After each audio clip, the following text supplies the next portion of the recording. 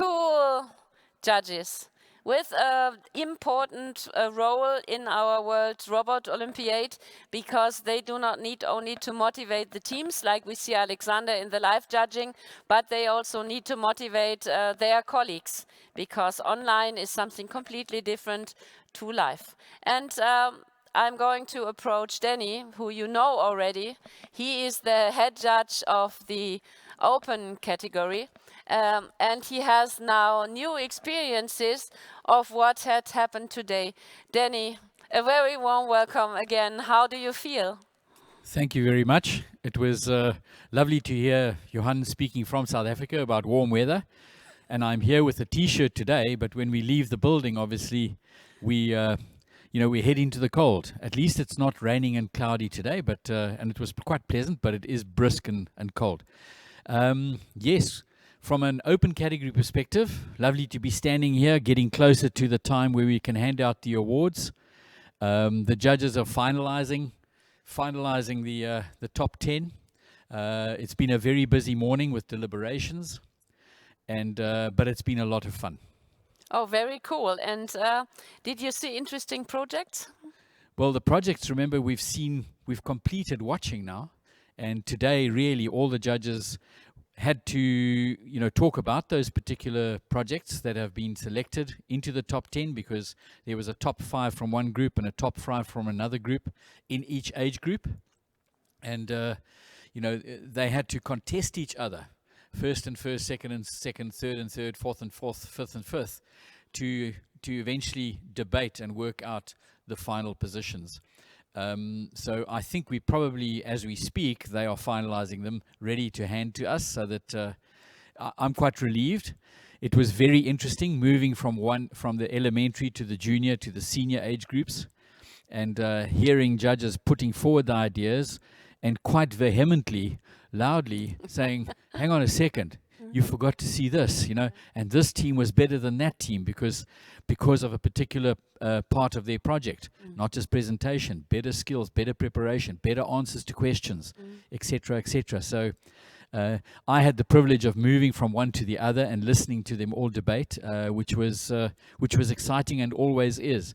In the past, I used to sit in that room and actually, as a head judge of an age group, and you had to mediate and moderate, the teams without obviously influencing opinions. It was about asking questions to help them find the final decisions. Yeah, very cool. So the ones who participate in the open category, heartbeat and waiting for the results. But also in this case, we are talking about the open category, and the judges do their very best. But the projects are so extremely different that, to my mind, everybody who participates already in open category, because it's their own project, they have a main theme, but how they solve it, it was up to them. It's already really marvelous. Very much so. And the solutions are very different.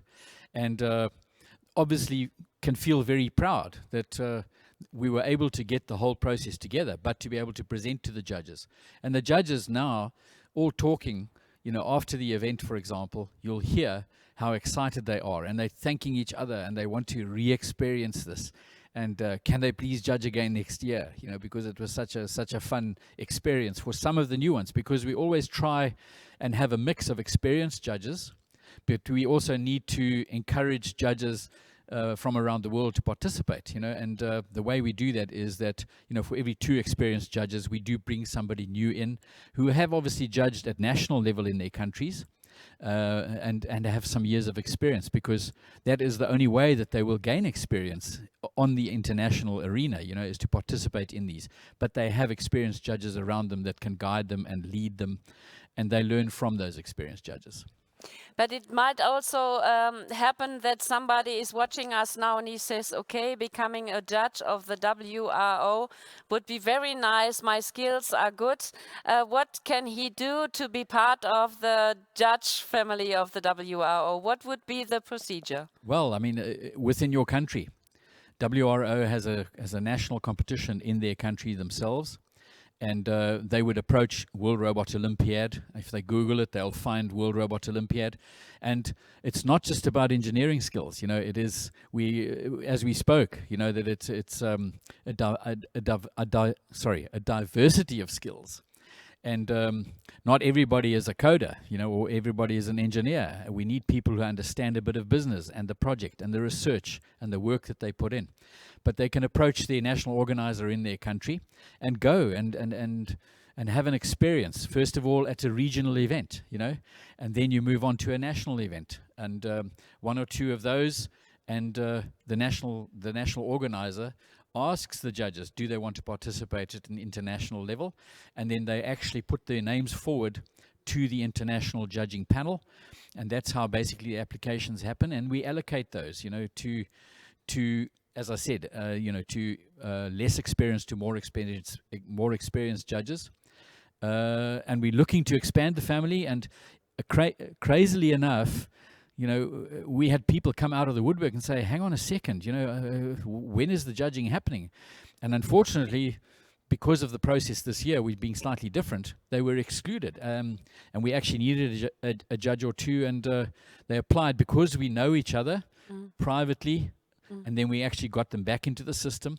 So there were people looking to judge this year. So we had one or two short, but we managed to find those. And in fact, we pulled in one or two judges who've now judged in other competitions, not just WRO, but they enjoyed the experience so much that they've definitely made sure that we know that they want to participate again. So to all future judges, if you want to be part of the robotic family and STEM, which is also very important, if you like to support girls to come into the robot family, or if you like to support young people finding solutions, strategic building or coding robots, please come to us and join the judge team, which is spread all over the world. You get into contact with different countries, with different temperatures. I'm again a little bit jealous about Johan and his swimming in the pool now. But I suppose we also have a video to look at. Yes, let's see that. Perhaps Technique, could we play, and I love to say it in German, it's Mats up, or let the film start, please.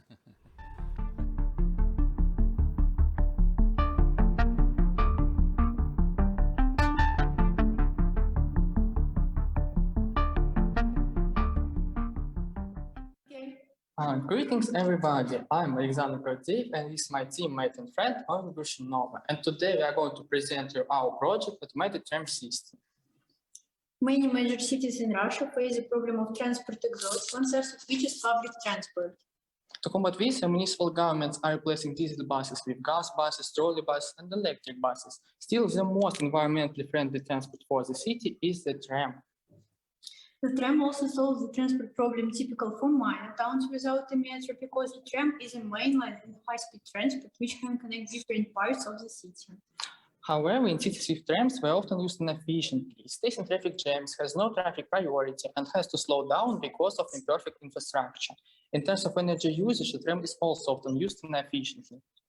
That is why we have decided to create the prototype of automated tram system and to consider the issue of energy consumption optimization. Our project also meets the 4 goals of sustainable development of the planet proposed by the UNO. While designing the project, we settled the following tasks: developing remote and automatic tram control, automating the tram infrastructure, namely switches, traffic lights and stops, building the prototype of automated tram system, and planning its implementation in the city's transport system. We have created the imitation model and we are going to demonstrate it to you right now. Let's consider separate details and mechanisms. The tram body, rails, switches, elements of traffic lights and intersections were modeled and printed on a 3D printer by us. The tram. Since a model tram is a mainline and high-speed transport, it means that its capacity should be appropriate. This system is suitable for the operation of single or multiple unit trams. Our prototype is equipped with 2 cabins, which gives it the opportunity to work on routes without turning wheels. Moreover, our prototype is equipped with a laser range file located in the cabin, which allows the tram to stop before an obstacle on the rails. Cameras and lidars will be used on real trams. All trams will be equipped with door opening buttons and anti-jam system. All the control electronics are assembled on a PCB made by us. Traffic lights. In normal mode, a traffic light is green for cars and red for trams. But as soon as a tram passes an RFID reader, it immediately turns green for trams and red for cars. So the tram doesn't stand at traffic light and traffic interval is reduced. The tram control panel is used only in case of a failure in automatic control system. Switches. When approaching the switch, the tram passes an RFID reader and the computer follows the unique packet number and turns switch for apply true using a server. Stops. When the tram approaches the stop, it closes the read switch and automatically stops, waiting for passengers to board. Though the real system will use NFC tags and readers. Alternative energy sources such as solar panels and piezoelectric elements under the paving stones are used to illuminate the tram stop at night to power the system elements and information boards. In addition, regenerative braking of trams will be used to optimize energy consumption, as long as record braking energy is practically not used now. With the use of circuit system, it can be fully channeled to the acceleration of the tram. Nowadays in Europe, these systems are being actively tested and show impressive results, saving up to 30% of annual energy consumption. In the future, it's planned to provide complete automation to continue working on safety improvement, on the legal framework for unmanned vehicles, and on developing a tram laboratory and the rail grinder, also automated. It is planned to develop a model for automated tram systems testing each tram before entering the line and to create a unified urban transport management system. This would enable to optimize passenger traffic and optimize energy consumption by using regenerative braking of trams and increasing the use of alternative energy sources in the system. We hope that our system will be in high demand in many Russian cities. The Institute of Urban Environment Development of the Nizhny Novgorod region has already got interested in this project. Due to creating and testing the prototype of an automated tram system and a more detailed consideration of the issue, we have managed the main prospect of our work and to identify some problematic points and further development directions. Thank you for your attention.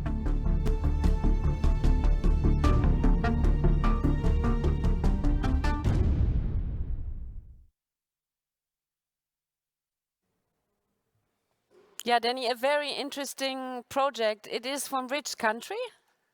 From Russia, and an automated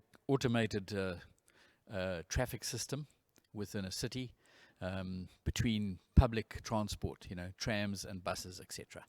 Yeah, and public transport really is important today concerning climate, but also concerning traffic jams, because you're much faster by trams, but also a lot of problems to solve.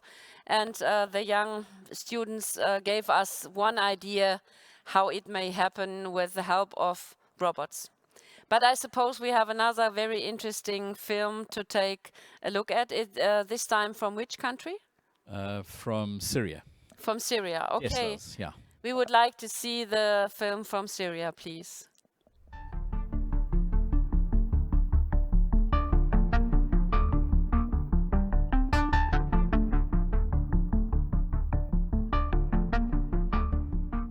Okay, sorry. Hi, we're Team Testlers from Syria. I'm Celine. I am Mahmoud. And I am Tony.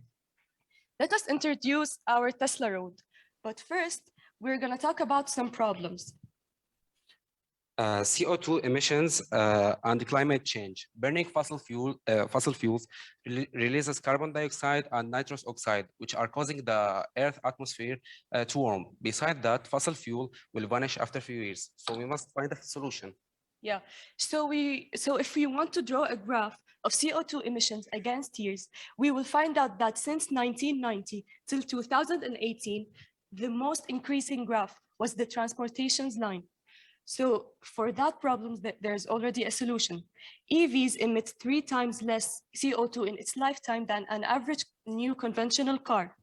But there's also in EVs a problem, that is the different types of charging plugs. So our project will replace the hustle and bustle of charging EVs by electrifying the roads.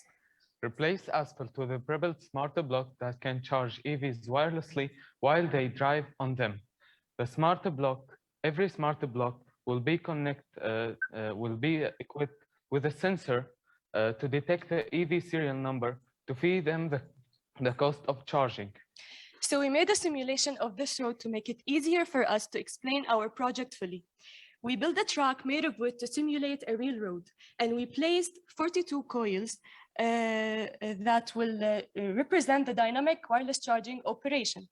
And we added a sensor to every coil to detect the car and send the information to the master controller so it can power up the coil that the car is aligned with. We also built 2 parking spots to simulate the static wireless charging operation. The wind turbines. 3 wind turbines and the 12 solar panels were placed to insist that Tesla Road.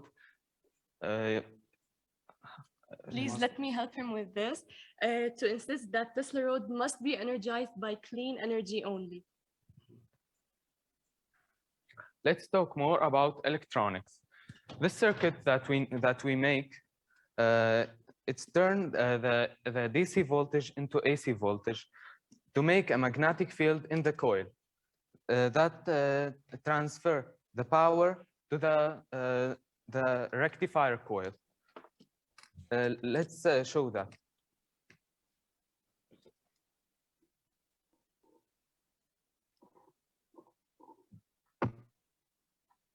Is it clear for you? Yes. Yes, it's okay. Okay. And we used Arduino Mega controllers to control the coils and to turn them on or off based on demand and to receive the data from the sensors. Okay, the car. Okay, we're gonna take about the car. The car is controlled by Arduino Uno, and beside that guided by IR sensor to follow the black line on the track.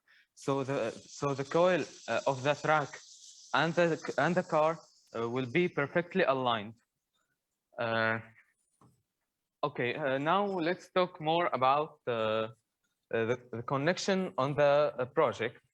The wind turbine and the solar panels which feed the oscillator and feed the coils on the track are controlled by relays from the Arduino Mega. And the Arduino Mega will send this to the Raspberry Pi, which represent on the TV. We programmed the Python program to show the input from the wind turbines and solar panels. And we have a monitoring real-time system. Microphone. Do you hear me? Yes. Can you hear me clearly? Yes. Yes. Yes. When the wind turbines and solar panels are generating power, it will show on the graph. Okay. As you can see, the second graph are rising because I'm generating power from the wind turbine, and the first one represents the solar panels. Represent the power generated from the solar panels. And here we have a real-time monitoring system that shows the car location on the track. Yes. So our vision for this project is to make the smart blocks more efficient, that it can send the power up to 90% by placing between every two coils a coil under them, so it can make a virtual center of the transmitting coils, so that the transmitters and the receiving coil would be perfectly aligned.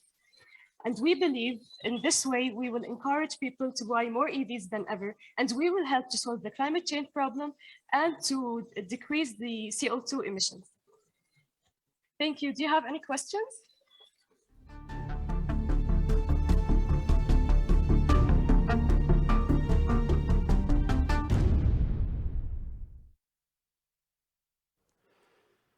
What a future leading project, Danny. I'm Yeah, very much so. really Eh?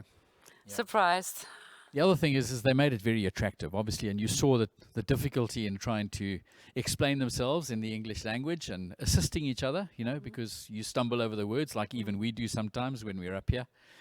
But again, you know, I heard the last comment there, which was 90% saving, you know, of the electricity or power required to run the system. And it's renewable energy that does that. And the other thing which we haven't really discussed and about renewable energy is getting away from those bad energy sources that we have on the planet, you know, and minimizing the amount of CO2 in the air. And that's a big focus for all of these teams and people, and they understand the damage that it's doing and affecting us. So you know, to come up with these robotic and clever innovations using many things. You know, we had Raspberry open category many years ago used to be Lego products only and controlled. The controllers had to be Lego. Now it's become a open source and open hardware. They're talking Arduinos and Raspberry Pi, which is a mini computer by itself, different languages, and all the sensors and motors that work with those. So again, I can't say it enough. Amazed, and I have goosebumps. You know, when I see these kids and how they've presented, and it gives us hope for the future, as we've said before. And to my mind, with these two examples, we can see also how difficult the work of the referees are, even a little bit more, I suppose, in open category, because they are not the same things to compare. And you have to measure whether a street width gives energy to cars or a tramway with good solutions, and this might have a different value, and then you have to talk about technique, whether everything works fine. So really, this is a challenge even to measure creativity. Yes, that is the advantage that we have. And then certainly if you go to the regular category, obviously the measuring whether it's in or out, you know, and partially in or partially out, you know, is the hardest job, and that it has to fit into a certain area. But unfortunately what you miss is actually judging the mechanical and the coding. It's part of the regular category, you know, and that we bring out and show in the open category. So really cool. And I suppose creativity may also be measured. And besides the voting for the winners in the open category, there is another award, which is important to mention. Yeah, very much so. We haven't discussed it up to now. So part of the open category, away from the age groups and the regular awards of first, second, and third place and being measured, is that there is the Lego Creativity Award, which is decided by the Lego Education, but the judges in the open category put forward the projects across the three age groups to decide, well, the ones which impressed them the most from a wow factor perspective and most creative, you know, which draws your attention, and actually you want to go and see it again and watch the video again, from a model and from a project perspective. And we just put suggestions forward to Lego Education, and then they come to a final decision. And it's a different award to obviously winning in itself. And Lego Education, I think, if I remember correctly, also give that particular team a prize. Yeah, and on the one hand, we are very thankful that Lego Education is a premium partner of the WRO, and that also we can use other techniques in the open category or even in future engineers. But creativity does not have so much to do with success or not. So even somebody may win this prize when the technique doesn't work in the live judging, but might be creative and gives ideas for a better future in a very special sense. And it's a very different aspect, you know, within that, within all the the different categories of what you're trying to present in open category, and creativity plays a major role and is a big factor.